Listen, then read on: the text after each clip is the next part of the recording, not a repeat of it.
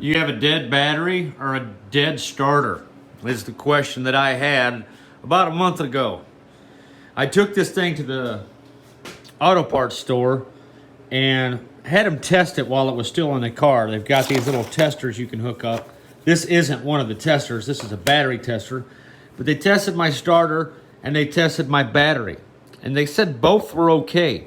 However, I noticed that on occasion, the car sounded like it didn't want to start, like the battery was dead. It had a very weak starter tone to it. It wasn't a strong start. So I thought my battery must be going out. It was very cold at the time this happened.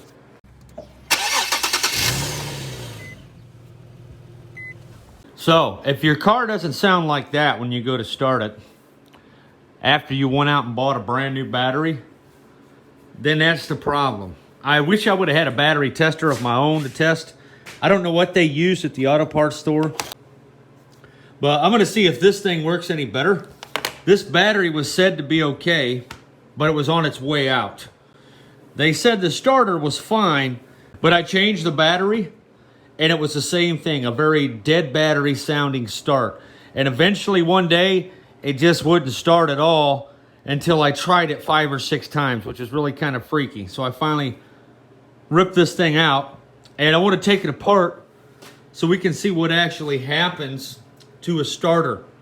If your car sounds like it has a dead battery when you go to start it and you replace the battery, you simply have a bad starter. They just go out, they get weak over time, and then eventually they'll just die on you. A starter isn't something that just goes out one day. It usually gives you a warning, and you can usually get about 10 to 50 extra starts out of a bad starter by taking a tire iron and banging on the side of it when it fails on you. Sometimes that will get you down the road a couple more times. So if that ever happens to you, find something hard like a hammer, locate the starter, and just pound the hell out of it. Don't be afraid to hit it really hard because you need to jar it to get that to work. What? This is a 640 amp motor, guys. Foremost, it's a little chewy in there. That's all carbon dust from the brushes, most likely. So that alone, getting in there and packing into everything. Okay, so there's still some brush left. As you can see, the condition of the commuter, you gotta do what you gotta do. So as you can see, a little bit of brush did retract, so it had some brush life in it. Let's do a little close-up of that. Yeah, she's a little chewy. So over time, this thing just stopping on top of that crud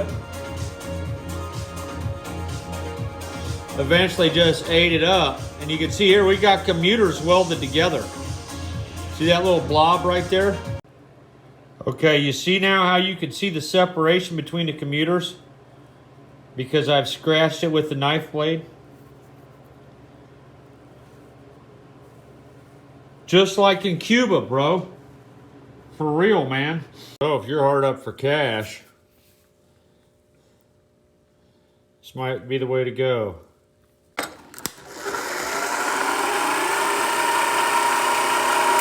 That will get you down the road. What happens?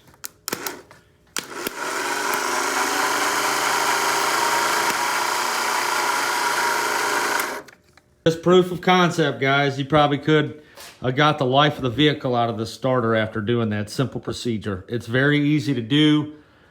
And like I said, if things are rough, I'm gonna test this battery and see what's going on with this thing.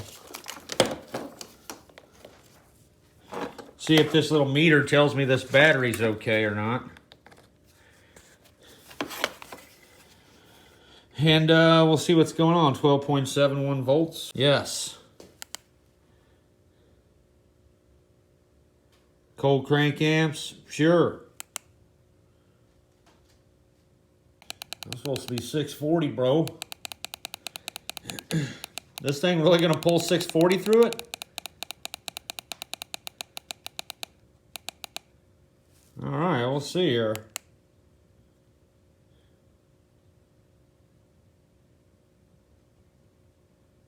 Good battery.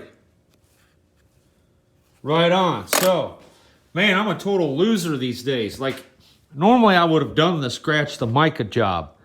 I don't know what's happening to me. I'm going millennial or something here. I'm throwing everything away, not fixing nothing. That literally took me 10 minutes to make $500 frickin' dollars here, guys. Literally. Sure, I might have ended up stranded again down the road, but I would have cleaned that up a little better in real life. I just wanted to show you that scratching the mica brings more of those conductors back into the process. When they're all connected together, it shorts everything out, just drains your battery. So I think I've got 2 good batteries on my hand here, and a halfway there starter. This is out of an Infiniti G37 coupe, and next time a starter fails on me, I think I'm going to have to do that because this thing was expensive.